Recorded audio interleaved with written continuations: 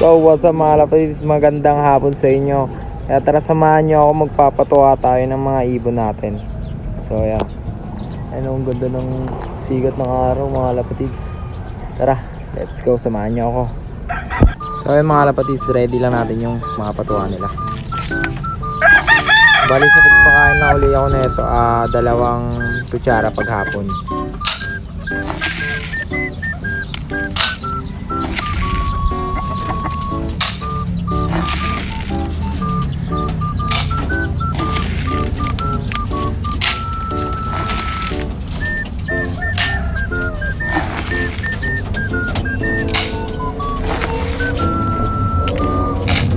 So ayan, tara, bigyan natin.